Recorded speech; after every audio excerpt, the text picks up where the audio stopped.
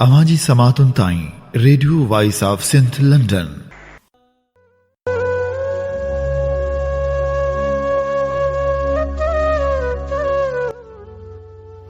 कातीय कोन्हे ॾोह गन वढींदड़ हथ में, पसियो पर अजीब जे लिचियो वञे अलोह, आशिकन अंदोह सदा माशुकन जो।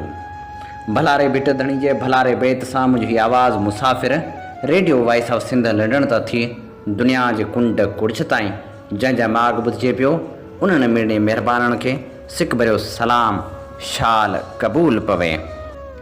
27 फरवरी छंछर जो ॾींहुं सोचनि जी सुराण जहिड़े सदा मलूक प्रोग्राम सोच वीचार साण करे अवां जो मेज़बान हबीब लगारी सिक ऐं सचाई जी सूखड़ी शाल क़बूल पवे। सभ खां पहिरियां अवां लाइ इहा ई दुआ, जित हुजो सुख सलामती सां हुजो, कॾहिं बि ॾुखियो ॾींहुं न ॾिसो। साथियो, मञूं था दर्द खे दिलि नाहे हूंदी, पर मिटी जहिड़ो मन रखंदड़ वजूद पंहिंजे अंदर में अलमिन जी तारीख़ खणी जीअंदा आहिनि। उहे वजूद जेके फ़लस्तीन जी सरज़मीन ते बेॾोह मारिजी वियल मासूमनि जो तॾो पंहिंजे अंदर में विछाईंदा आहिनि, उहे जेके थर में मोरनि जे मरण ते मातम कंदा आहिनि, से भला धरतीअ धणियुनि जे दुखनि ते कीअं न लुछंदा। हिन वक़्तु जॾहिं सदियुनि खां आबाद वसनियनि खे हद दख़लियूं ॼाणाए मिसमार कयो पियो वञे, तॾहिं हर दिलि में ग़म जो तॾो विछायल आहे। उहे वजूद जिन जे हथनि ते घर ठाहिण लाइ महिनत मज़दूरी कंदे लिफूं पइजी वियूं, पर हूअ रहण लाइ फ़क़्ति ग़रीबाणो अझो ई ठाहे सघिया, से पंहिंजे ख़ानदान खे दरबदर थींदे कीअं ॾिसी सघंदा। हिन वक़्तु सिंध जे माण्हुनि जी कैफ़ियत बिल्कुलु अहिड़ी आहे जीअं नाम्यारे शाइर बशीर बदर लिखियो, लोग टूट जाते हैं घर बनाने में, तुम तरस नहीं खाते बस्तियां जलाने में। ऑपरेशन सबबि बस्तियुनि जे भड़भांग थियण बाद जेके अलमिया जनम वठंदा, उन्हनि जो अंदाज़ो वज़ारतनि जा मज़ा माणींदड़ किथे था लॻाए सघनि।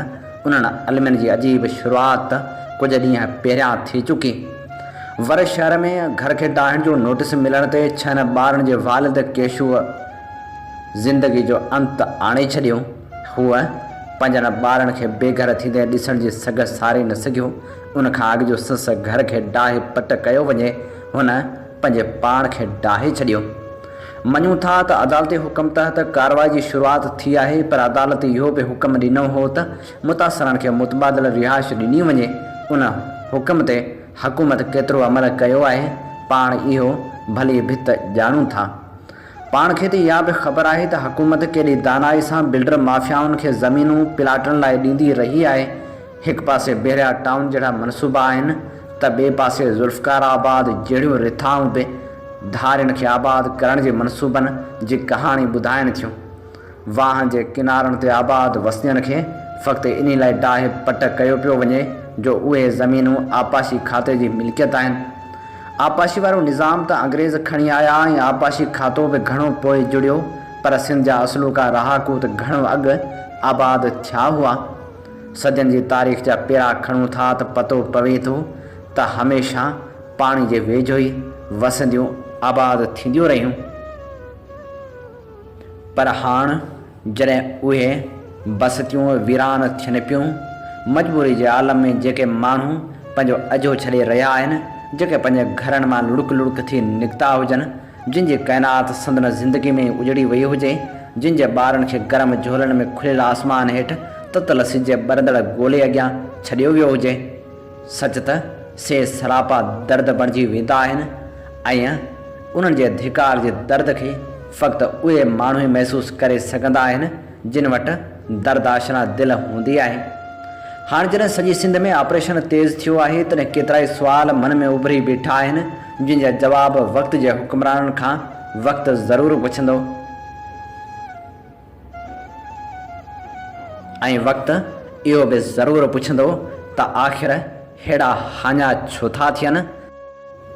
ऐं हाणे प्रोग्राम सोच वीचार में शामिल करियूं था मोहम्मद ख़ान दाऊद जी लिखणी, जेका उर्दू मां सोच वीचार लाइ तर्जुमो कई आहे, नौजवान सहाफ़ी कमल मेघवाड़, जंहिंजो उनवान आहे मुकेश सागर छो खंबियो वियो, गभरू पुट जो इंतज़ारु कंदड़ अमड़ खे जवाब मिलणु घुरिजे।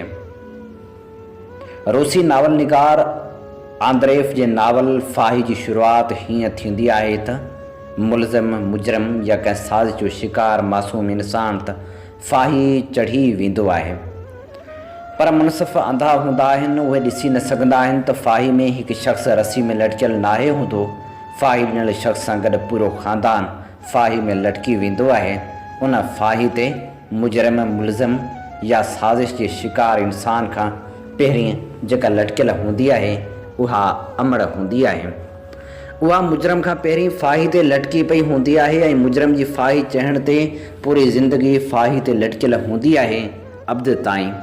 ऐं उन नावल जी पुॼाणी हिन लफ़्ज़नि सां थींदी आहे त जॾहिं तानिया खे फाही ॾिनी वई त पोयां छा रहिजी वियो हो।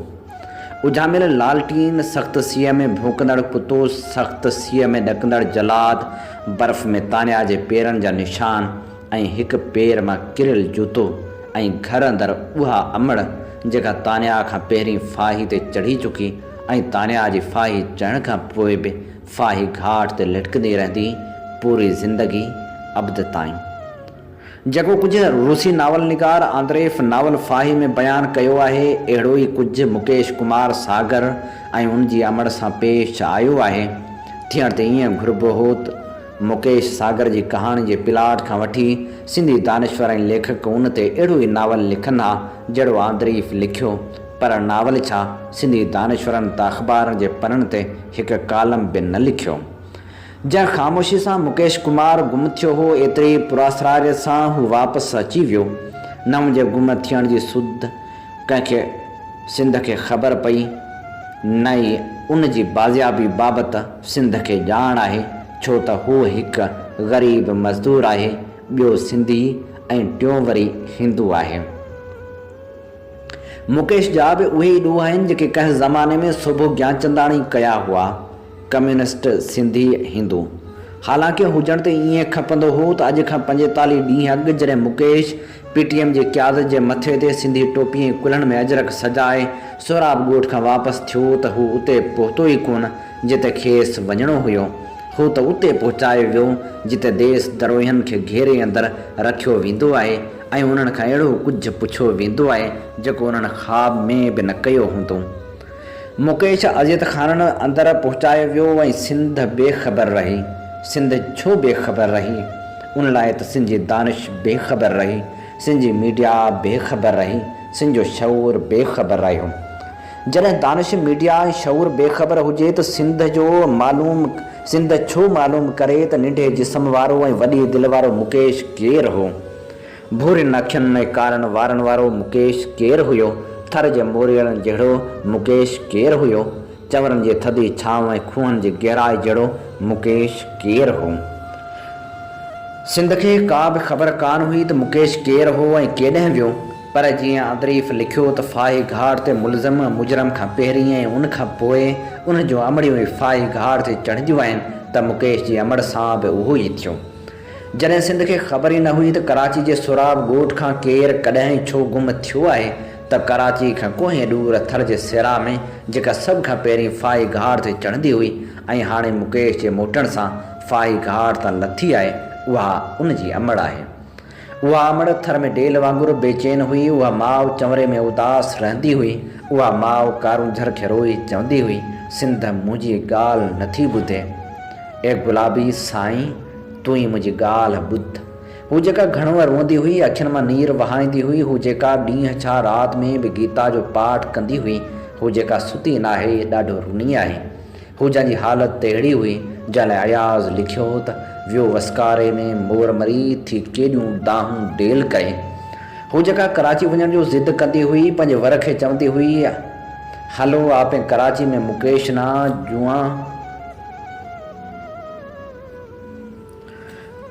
त इथे बि माण्हू पोइ आपा ना ॾस पर हूंडेसी। हू जेका माउ हुई, हू जेको दीवानी थी रही हुई, मुकेश कराची मां गुम थियो ऐं ही माउ सिंध जे सेरा में फाही घाट ते लटकी पई हूंदी हुई।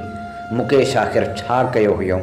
सिंध उन खां अणॼाण हुई, पर मुकेश जी अमड़ थर जी वारी ते फाही घाट ते सरमद मंसूर वांगुरु लटकियल हुई। सिंध उन अमड़ खां बि अणॼाण हुई, छो त सिंध जो शऊर दानिश मीडिया खे ॼाण ई कान हुई त मुकेश केरु आहे ऐं उन सां कहिड़ो वाक़ियो पेश आयो आहे। जॾहिं सिंध खे ख़बर ई कान्हे त उहा उन माउ खे कीअं ॾिसे जेका मुकेश जे गुम थियण खां ई फाई घाट पहुची चुकी आहे। हाणे जॾहिं मुकेश मोटी आयो आहे त सिंध तॾहिं बि अणॼाण आहे। सिंध छो बेख़बर आहे? हीउ हिकु सुवालु आहे जंहिंजो जवाबु मूंखे न पर उन माउ खे ज़रूरु मिलणु घुरिजे जेका सिंध में रहंदी आहे, सिंधी ॻाल्हाईंदी आहे, सिंधी में सोचींदी आहे ऐं जॾहिं दर्द वधी वेंदो आहे त सिंधी में रुअंदी आहे। काश को सिंधी दानेश्वर बि अहिड़ो हुजे हा।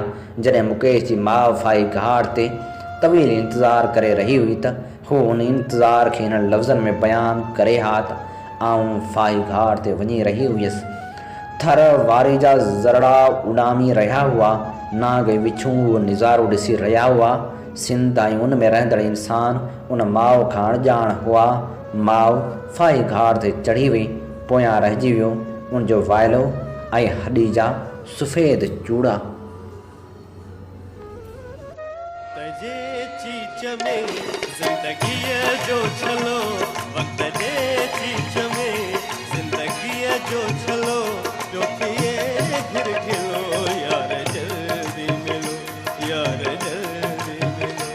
यार जल्दी मिलो, यार जल्दी मिलो, यार जल्दी मिलो, यार जल्दी मिलो।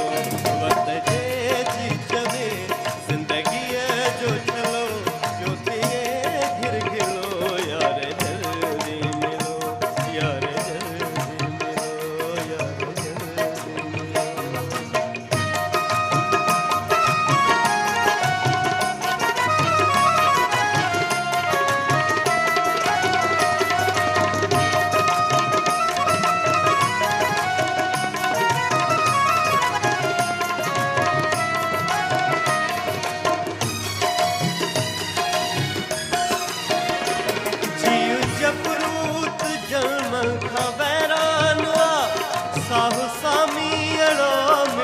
ओ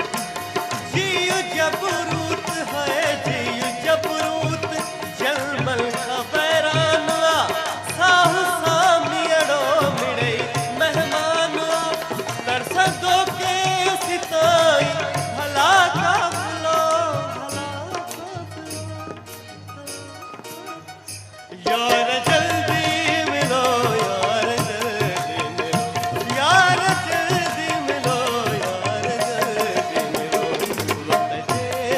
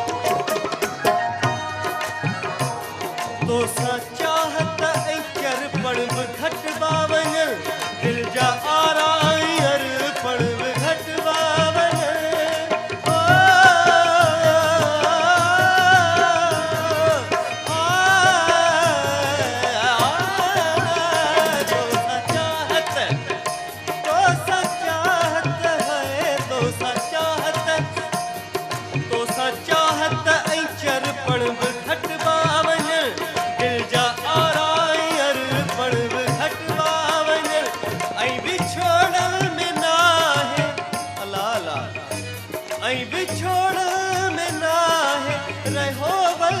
रे यार जल्दी मिलो।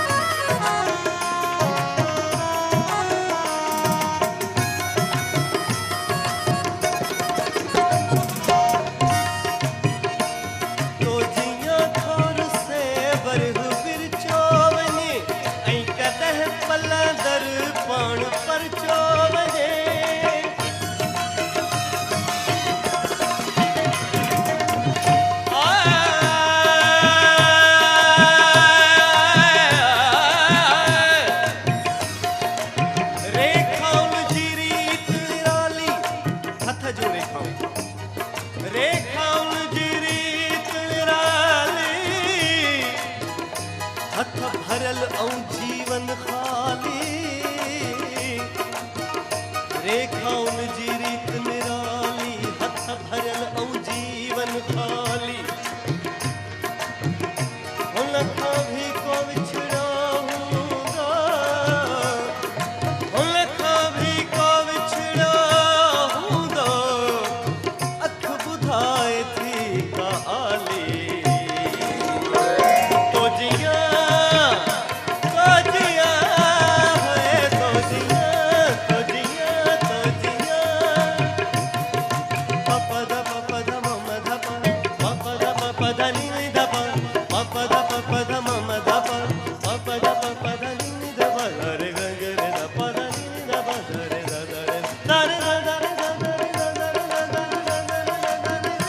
तो जिया है तो जिया तौर से पर गुज़िर चोवनी ऐं कॾहिं पलंदर पौड़ पर चोवनी दिल ही समझे लथी दर्द आदाद लो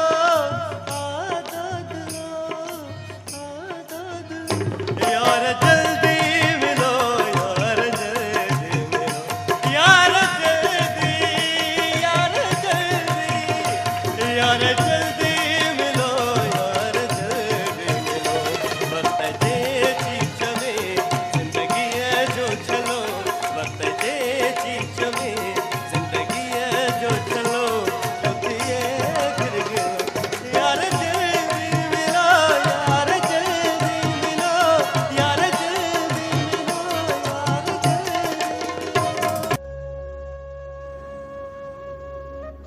ख़बर न आहे त छो ऐं कीअं विछोड़े वारी मुंत ॼण त टिकी पई आहे हिक ॿिए जे पुठियां अज़ीमी आदर्शी इंसान विछड़ंदा पिया वञनि ऐं विछोड़े जो उहो ख़ाल कॾहिं बि भरिजी नथो सघे। सिंधी ॿोली जो माहिर नक़ाद तालीमदान डॉक्टर सतेश अरोड़ा 91 वरनि जी ॼमार में भारत जे शहर आदिपुर कच्छ में लाॾाणो करे वियो। कहाणीकार मज़मून निगार लसानिया जे माहिर नक़ाद शाइर डॉक्टर सतेश अरोड़ा जो जनम 15 अगस्त 1929 धारे सिंध जे शहर दादू में थियो। विरहाङे सबबि सां समूरो कुटुंब हिंदुस्तान लॾे हलियो वियो।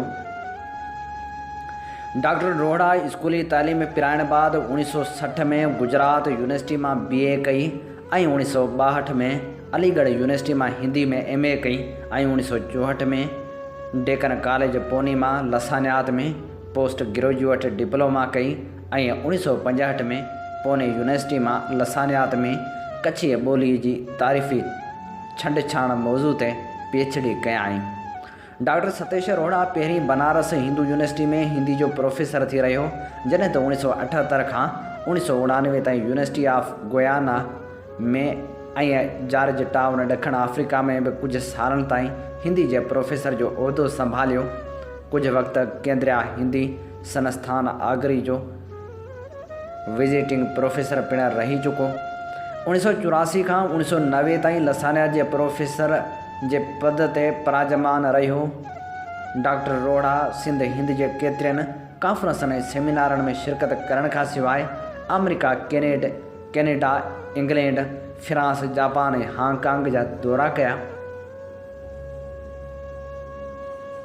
संदसि किताबनि में भाषा ऐं सिंधी भाषा सिंधी ॿोली जी आत्मकथा सिंधाला जी भाषा एवं हिंदी भाषा कोश विज्ञान कोश हिंदीअ में तपस्वी विनोबा भावे जी जीवनी रिश्तो कहाणियूं तन्हा शाइरी ऐं ॿिया केतिरा ई किताब शामिल आहिनि।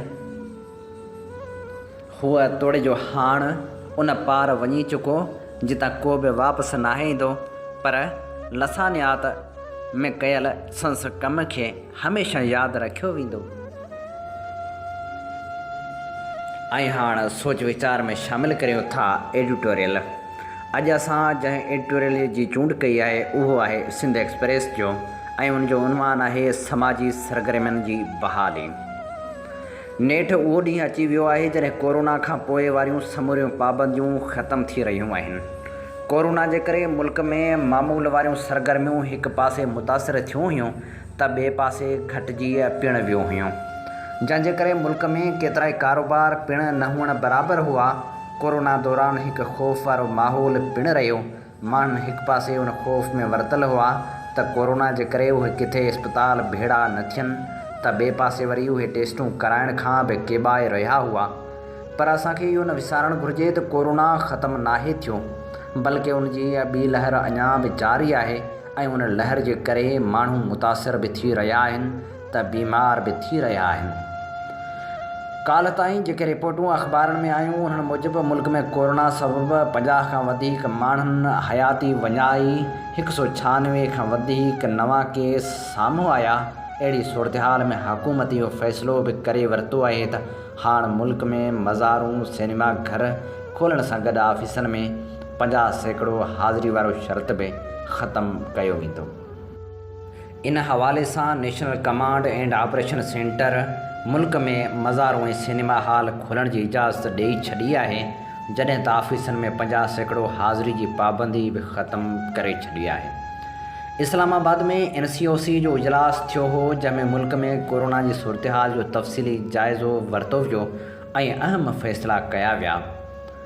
ऑफिसनि जी 50% माण्हुनि जे घरां कमु करण तां पाबंदी ख़तमु कई वई, जॾहिं त 15 मार्च खां कोरोना SOP सां शादी जूं इंडोर तक़रीबूं, मज़ारूं ऐं सिनेमा हॉल खोलण जी इजाज़त हूंदी। पधिराई में इहो बि चयो वियो त वापारी सरगर्मियुनि ऐं तफ़रीही माॻनि लाइ वक़्त जी हद बि ख़तमु कई वई आहे, जॾहिं त 15 मार्च खां रेस्टोरेंट हॉल्स में खाधे जी इजाज़त 10 मार्च जे जाइज़े इजलास सां मशरूत हूंदी। पधिराई में इहो बि चयो वियो आहे त मास्क, समाजी विथी जी पाबंदी ऐं स्मार्ट लॉकडाउन ते अमल जारी रहंदो। हुकूमती इख़्तियारनि खे इहा ॻाल्हि ज़हन में रखणु घुरिजे त कोरोना का आम बीमारी नाहे, बल्कि हिकु वबा आहे जंहिंजो मुदो अञा ख़तमु न थियो आहे। जेतोणीकि हिन वक़्तु वैक्सीन बि मार्केट में अची वई आहे, पर वैक्सीन जी रसाई केतिरनि माण्हुनि ताईं मुमकिन थी आहे ऐं कहिड़ी रीति माण्हू उन मां लाभ माणे रहिया आहिनि। हिन वक़्तु जॾहिं कोरोना सबबि टेस्टनि जो सिलसिलो बि घटायो वियो आहे ऐं आम माण्हू हाणे मास्क बि इस्तेमालु नथा कनि, त इन जो मतिलबु इहो ई आहे त असीं कोरोना खे हाणे संजीदा न वठी रहिया आहियूं। छा असांखे कोरोना ख़िलाफ़ु उहा गैर संजीदगी मुहांगी न पवंदी ऐं उहा असांजे समूरे समाज खे मुतासिर न कंदी? जेकॾहिं हाणे कोरोना दौरान ई समूरियूं सरगर्मियूं बहाल कयूं पियूं वञनि त छा उन सां के नुक़सान न थींदा?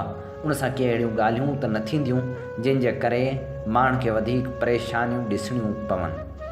थियण ईअं घुरिजे हा त मुल्क जी घणी खां घणी आबादी खे कोरोना जी वैक्सीन लॻाई वञे हा ऐं उनखां पोइ अहिड़ो फ़ैसिलो कयो वञे हा त केतिरे हद ताईं समाजी सरगर्मियूं शुरू कयूं वञनि।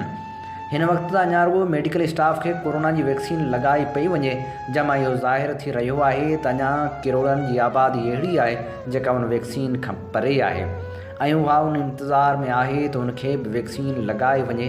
पर इहो त हुकूमती इख़्तियारनि जे वस में आहे त उहा कोरोना जी वैक्सीन खे केतिरी हद ताईं माण्हुनि ताईं पहुचाए थी ऐं कोरोना खां माण्हुनि खे बचाइण जी कोशिशि करे थी।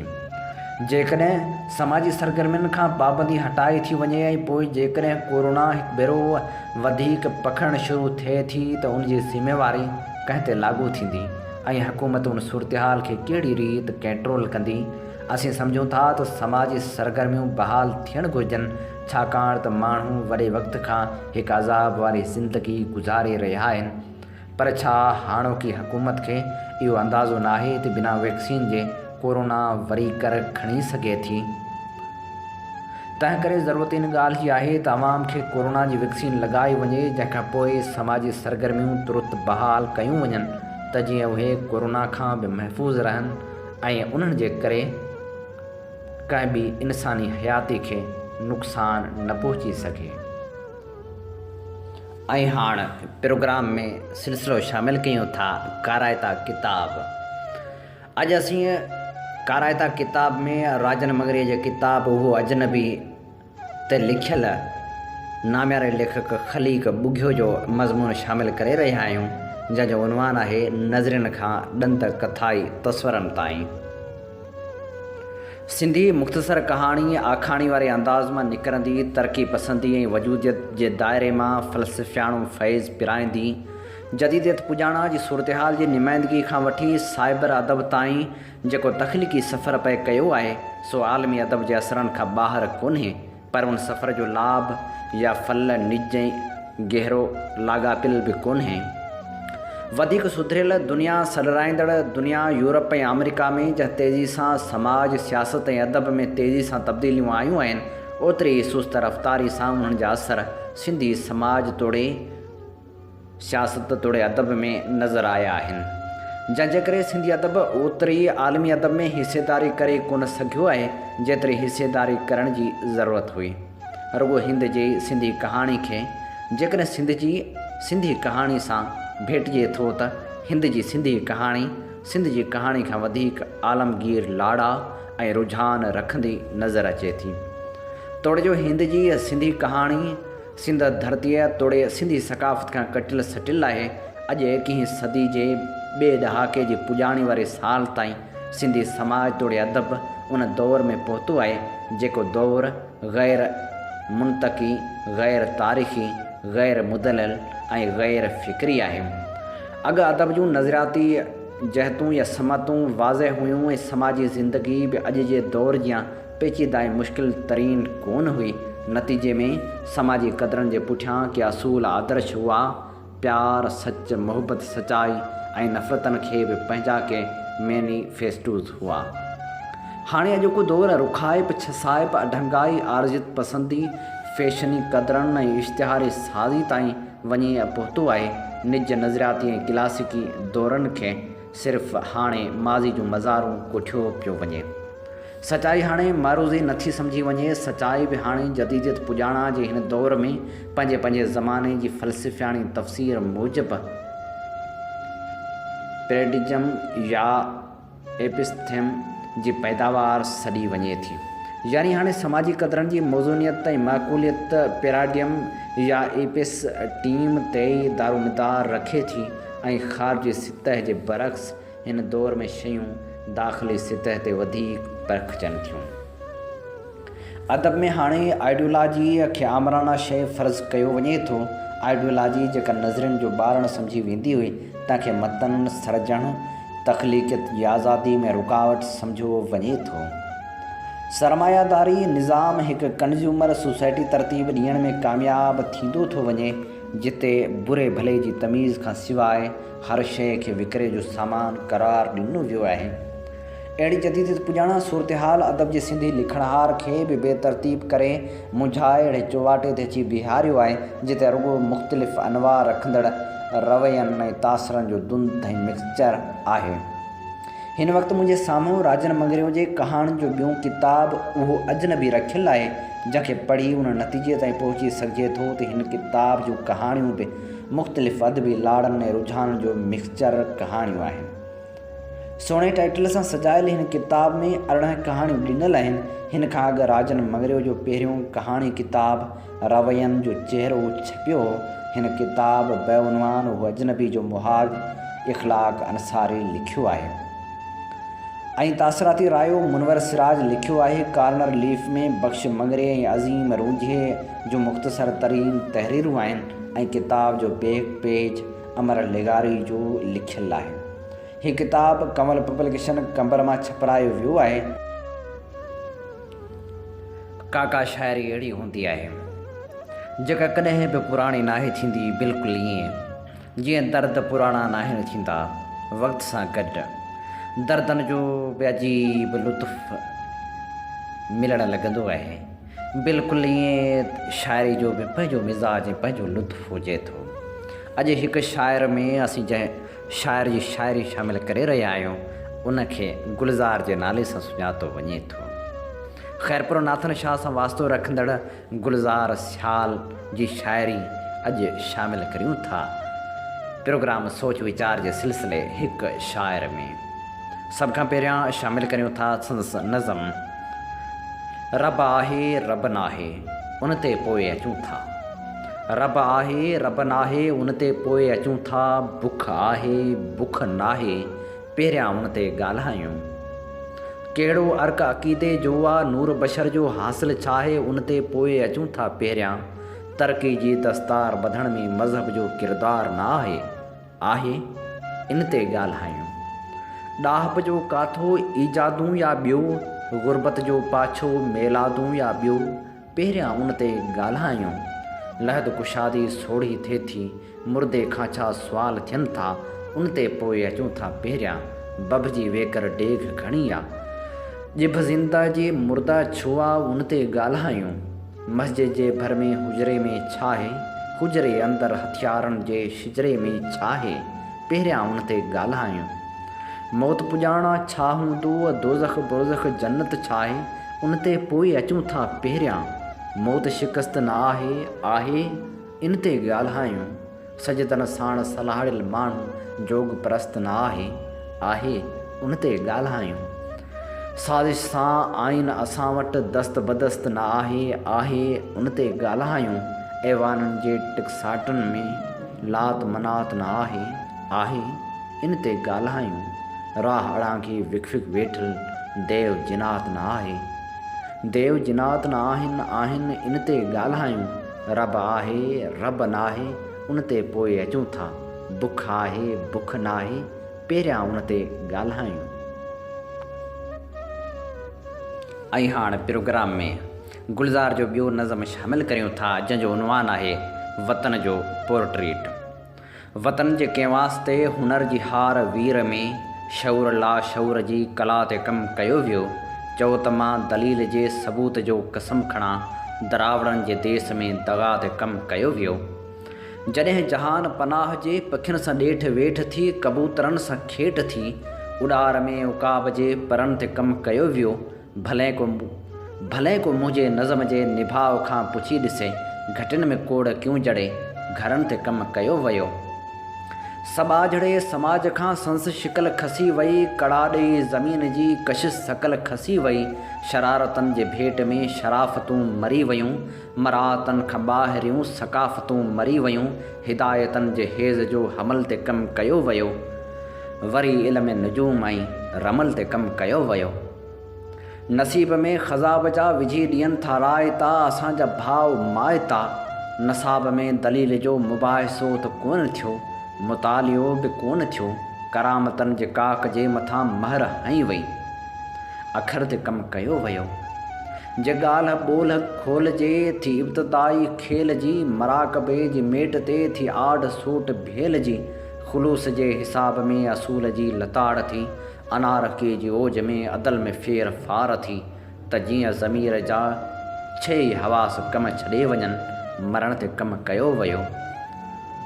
नफ़ाज़ले पास थी आ नफ़्सियात ख़ौफ़ जी, मजाज़ में पढ़ाए बि मुआशियात ख़ौफ़ जी। जड़े पियो मरीख़ जो सॼो जहान मस्जिदूं, ॿई ज़मान मस्जिदूं।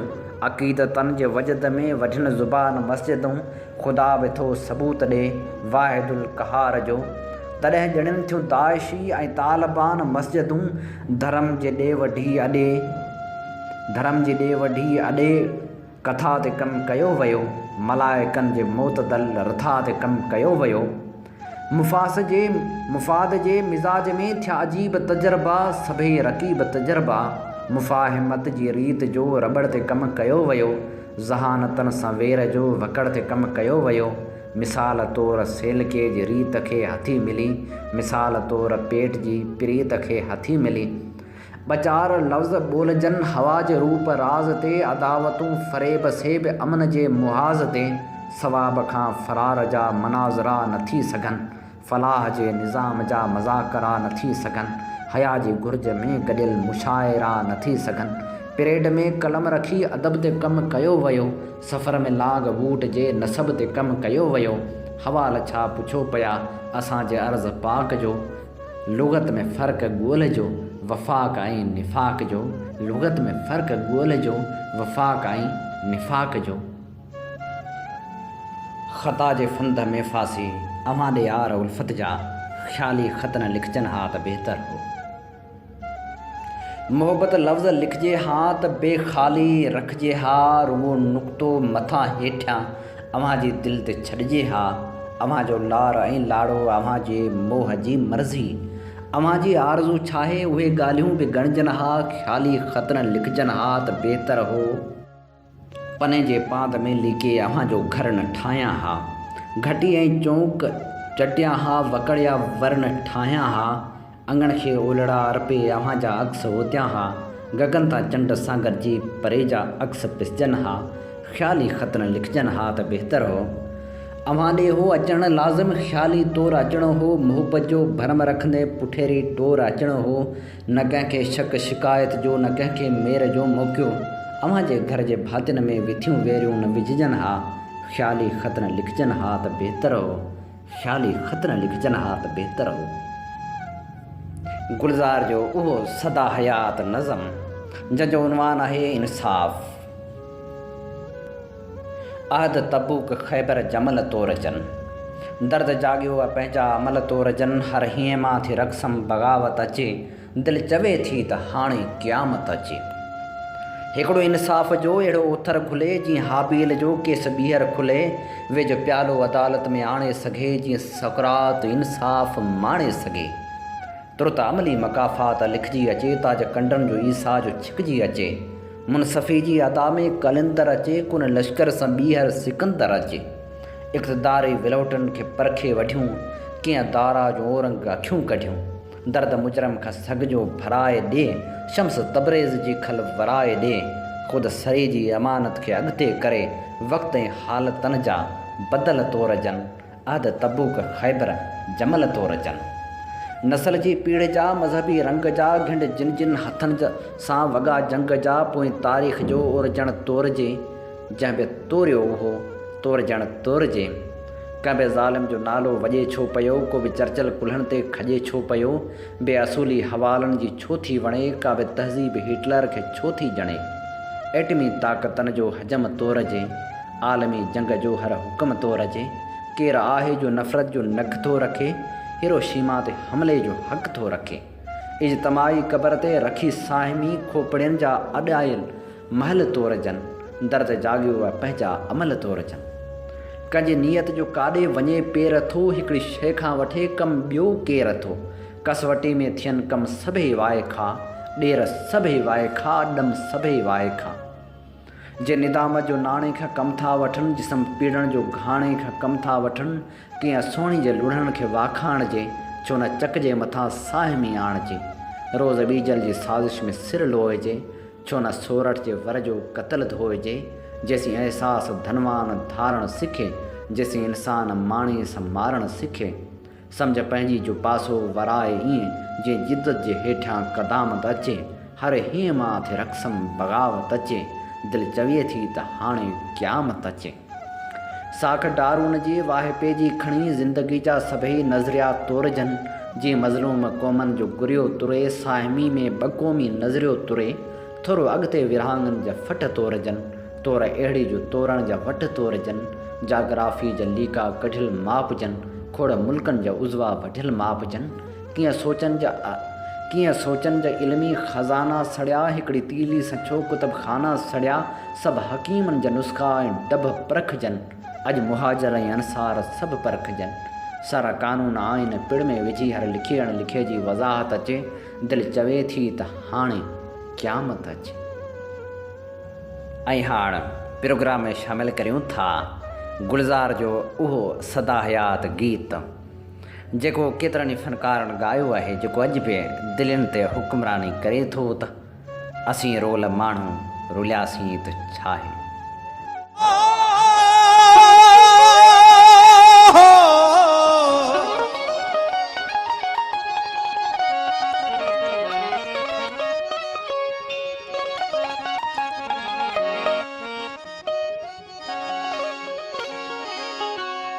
संजरस तां सुख वया, ओ संजरस तां सुख वया। सामायस तां सूर, संजरस तां सुख वया। सामायस तां सूर, इहे ॿई पूर मूं निमाणीअ नसीब थिया। सूरत मिड़ई सूर अला सूरत मिड़ई सूर पर सूर नसलण जेड़ा मुखे बाबू बजा था पल पल पवन पूरा मुखे बाबू बजा था पल पल पवन पूरा ओ गाए विदो घूरा अल्लाह बारो चल साईं बुढ़ल चवे असां ते थिए का इनायत उहाई ओ रहे की न तह में का जान बजुदाई अजब जिंदगी जो गुजर थी रहो बिना हम सफर जे सफर थी रहो हो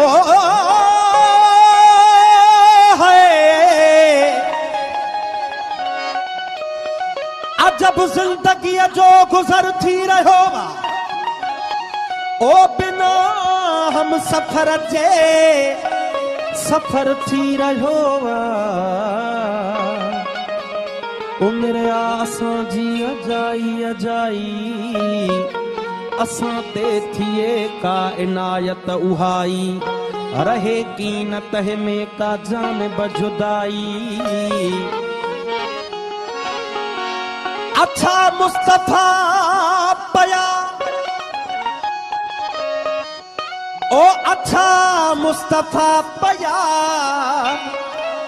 अच्छो थी वयो मथड़ो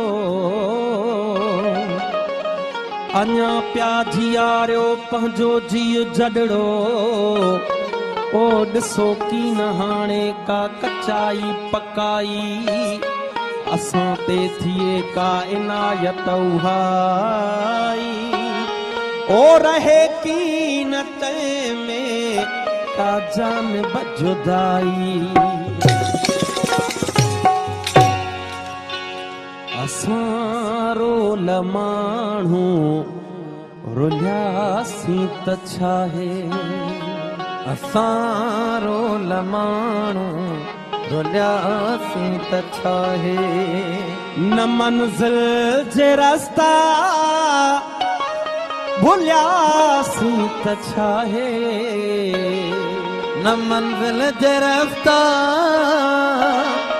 भुलियासीं त छाहे असां रोल माण्हू रुलियासीं त छाहे असां रोल माण्हू रुलियासीं त छाहे न मंज़िल जे रस्ता भुलियासीं त छाहे न मंज़िल जे रस्ता भुलियासीं त छाहे असां रोल माण्हू रुलियासीं त छाहे असां रोल माण्हू रुलियासीं त छाहे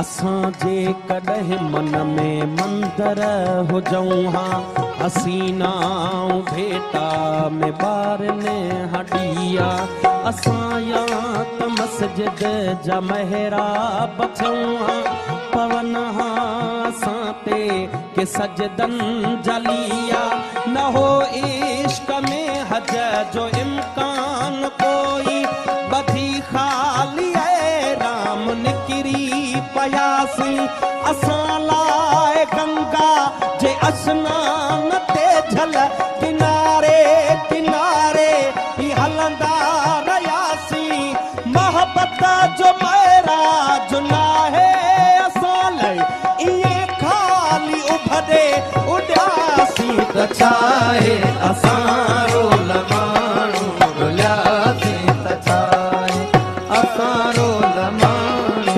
रुलियासीं त छाहे न मंज़िल जे रस्ता भुलियासीं त छाहे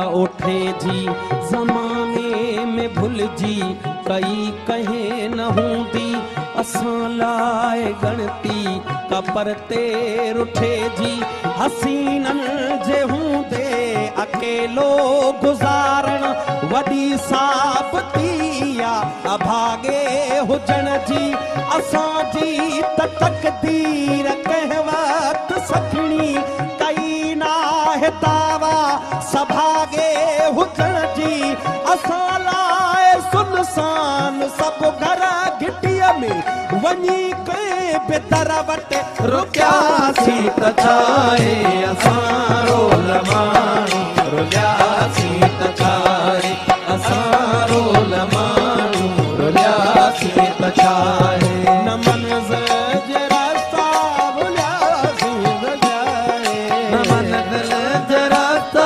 भुलियासीं त छाहे असां रोल माण्हू रुलियासीं त छाहे असां रोल माण्हू रुलियासीं त छाहे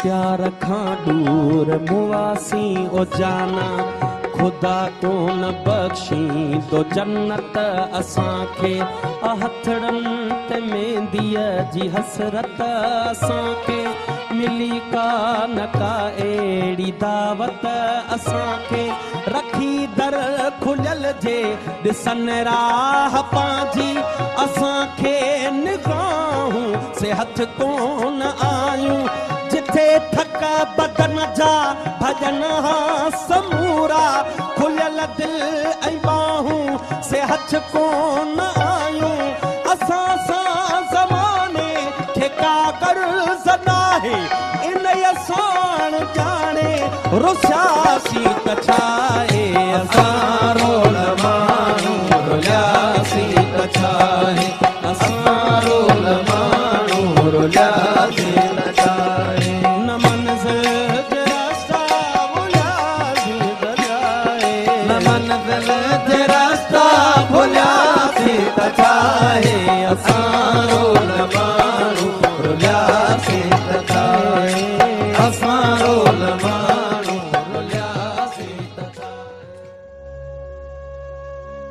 ऐं हाणे प्रोग्राम में शामिल करियूं था मुख़्तलिफ़ दोस्तनि पारां मोकिलियल मवाद। दोस्तनि पारां मोकिलियल मवाद शामिल करण खां अॻु अव्हांखे ॿुधाईंदा हलूं तव्हां ॿुधी रहिया आहियो radio voice of Sindh London ऐं आउं जो मेज़बान आहियां हबीब लगारी। प्रोग्राम सोच वीचार में जेकॾहिं अव्हीं बि को मवाद मोकिलणु चाहियो था त असां ॾे व्हाट्सअप नंबर 0312 3245 303 ते व्हाट्सअप कयो। उन सां गॾोगॾु जेकॾहिं अव्हीं असांजा ॿिया प्रोग्राम ॿुधणु चाहियो था त हींअर ई यूट्यूब ते सर्च कयो radio voice of Sindh London. ऐं हाणे शामिलु कंदासूं शाइरी हाजी सांद जो ख़ूबसूरत गज़ल जेको मोकिलियो दरिया ख़ान। इश्क जे दूबदू कीअं करियूं हुसन बेआबरू कीअं करियूं ही लॼी लॼी गुस्ताख़ अखियूं आईने जे रूबरू कीअं करियूं नाउमेदियूं झोल में मेड़े पिरी हाण तुंहिंजी जुस्तजू कीअं करियूं को ख़्वाब लुड़कई दुआ कोन्हे चंड जी आरज़ू कीअं करियूं। पारस हमीद जो ख़ूबसूरत गज़ल असांजे चूंड करे मोकिलियो साहिल सिकंदर जरवार। केरु ईंदो हिन भला संसार में बेहसी जी चोॾसा खसार में बेहसी जे चोॾसा हिसार में केरु ईंदो हिन भला संसार में जीअं बीठ सां आईने अॻियां गुम लॻुसि किरदार जे इसरार में कुझु ॿुधाइण खां सवाइ सम्झी वञे चप चुरनि मुंहिंजा नथा इज़हार में पंहिंजे दिलि खे लाख जे धागे जियां तो रखियो आहे सार जे छो आर में थी सदा आकाश ते उॾंदी रहे अख पखी तुंहिंजी सदाई प्यार में अॼु बि पारस पाण पंहिंजो थोरी सां मां घटी जे खेरींदड़ हर ॿार में। अब्दुल मनान मरहम कंबराणी जो ख़ूबसूरत गज़ल असांजे चूंड करे मोकिलियो वकार अहमद। कुठियूं निमाज़ूं लुछनि था सजदा असांजे अहजनि ॾुखनि ते लिखिजो कुठियूं निमाज़ूं लुछनि त सजदा असांजे अहिंजनि ॾुखनि ते लिखिजो। इबादतनि जा खणी जनाज़ा हलियासीं ज़ख़्मी कुल्हनि ते लिखिजो। असां जूं ईदियूं वयूं क़ज़ा थी असां ग़मनि खे गले लॻायो। सफ़नि में विखरिया ख़ुशियुनि जा लाशा पथर विछायल दगनि ते लिखिजो। पामाल रस्मनि करे छॾिया हा असांजे मन जा मंदर हज़ारे। हक़ीक़तनि तां हटाए पर्दा अमन जे क़ातिल ज़हन ते लिखिजो। असांजे दिलि जूं लुटे बहारूं असांखे उजड़ियल चमन ॾिनाऊं। रक़ीब बणिजी लुटियो रफ़ीक़नि कॾहिं त वेही उन्हनि ते लिखिजो।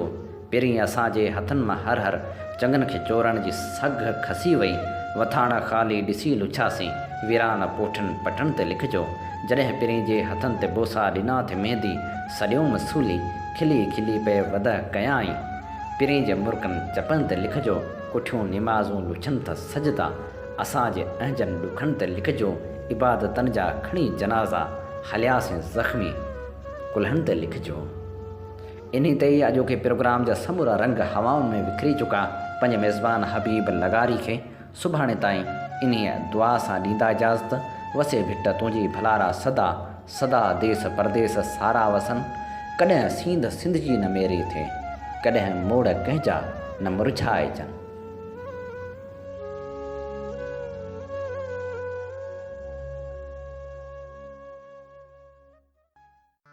सिंध मुंहिंजी अमा सूंह तुंहिंजी मथा छा लिखी छा लिखां छा लिखी छा लिखां।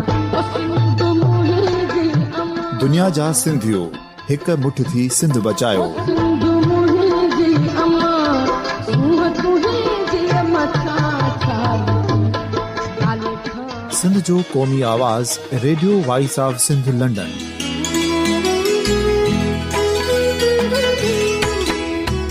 Radio voice of Sindh London पंहिंजी नशरियात में सिंध जी सियासत, समाज, इक़्तिसादियात, तारीख़, क़ौमी उमंगुनि ऐं अख़लाक़ियात मुतलिक़ सिंध जी हक़ीक़ी तर्जुमानी कंदे प्रोग्रामनि खे असराइतो बणाइण लाइ सिंध जे घण घुरनि ऐं धरतीअ सां प्यार कंदड़ अदीबनि, दानिश्वरनि, सहाफ़ियुनि, उस्तादनि, वकीलनि ऐं हर तबिके जे मानवारनि सजणनि खे सिंध में शऊरी इनक़लाब लाइ सहकार जो सॾु ॾियूं था। अचो त गॾिजी सूफ़ियुनि ऐं संतनि वारी सिंध जो ओज हिकु मुठ थी वरी वापसि आणण वारे सफ़र जा साथारी बणिजऊं।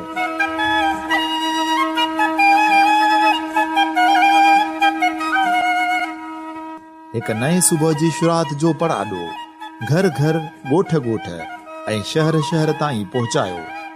शाल सिंध आबाद ऐं ख़ुशहाल थिए। सिंधी माण्हू सुखियो ऐं सताबो थिए।